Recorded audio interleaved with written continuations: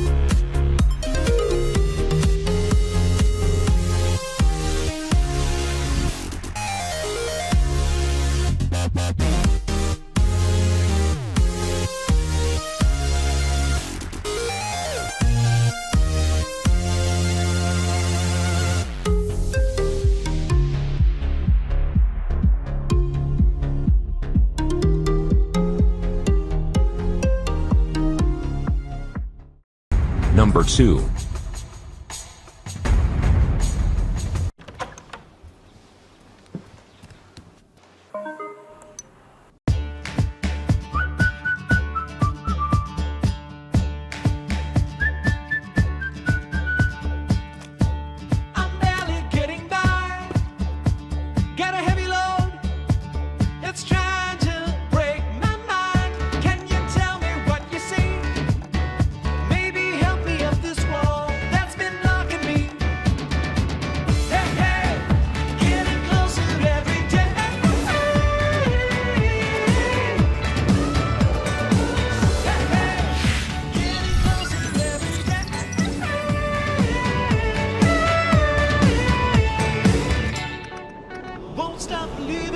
See myself where I need to be. Hey, hey, every day, oh, hey, hey, every day,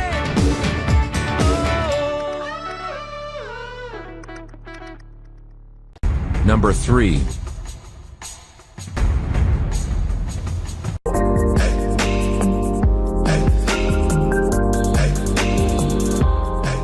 Going over the physical features, the unit is quite portable with smooth edges, making this easy to toss around and stow away in a tight bag. The entire unit is wrapped in a very solid aluminum grill. Pressing on this yielded no flexing at all.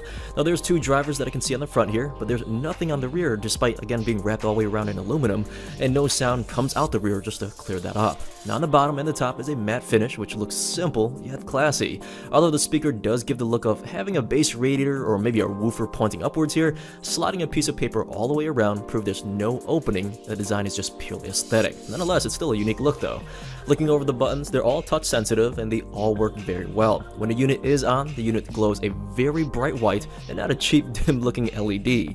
The top left is your mode selector to enable Bluetooth, switch to the 3.5mm physical cord, or use a micro SD card slot, which I'll show you later. Now the right is pause and play with disconnecting the speaker if you use this as a speaker phone. And the bottom 2 are for skipping songs left and right, and that blue ring in the middle here is also touch sensitive. It's a volume dial which worked perfectly fine. Just rotate your finger here. Now rotating to the rear, there's your on and off switch with a 3.5mm port to physically connect your device, a TF card slot, which is the acronym for Trans Flash, which SanDisk stopped using that name a while ago, but micro SD card slides basically right into this and plays music off of that. And last is a micro USB port for charging the device. Now there's no wall adapter, so you do have to use an existing USB port like on a computer or maybe a power bank. And last, there is a tiny LED under that indicates if the unit is being charged or basically if it's full. Now one issue, the light is very small. When the cord is plugged in, it does block the light, so checking it, it's somewhat of a slight nuisance though. Now regarding battery life, the soundbox is claiming up to 12 hours of battery life in general. Like all my Bluetooth speakers I test, I did leave this on at 50% volume from a full battery to dead, and I personally achieved 14 hours and then I just stopped. Now regarding range, I did walk from one side of the house to the other, went downstairs, and had the signal pass through several walls with my Samsung S7, and no problems at all. That's about 40 linear feet. So other than that, the speaker doesn't have all the bells and whistles like NFC or being waterproof or offering bass boost, but the build quality and the aesthetic so far I'm really enjoying. How deep is your love?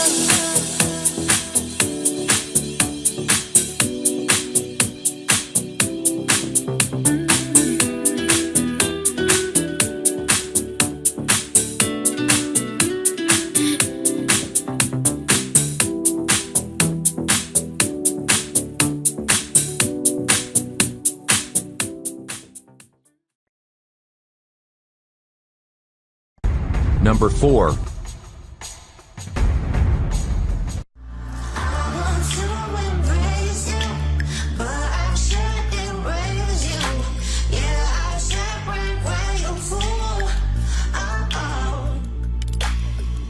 This will be a party to remember. With extra bass, the GTK XB72 speaker from Sony adds power to bass lines for deep, punchy bass you can really feel. The multicolour lights sync to the beat and are fully customizable, so you can create the perfect atmosphere anytime.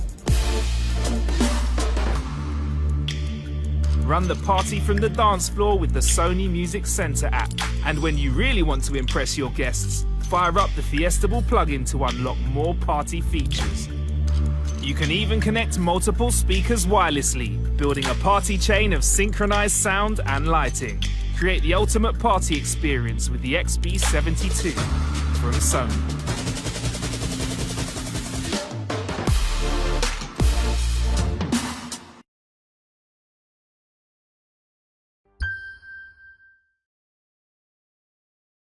Number 5.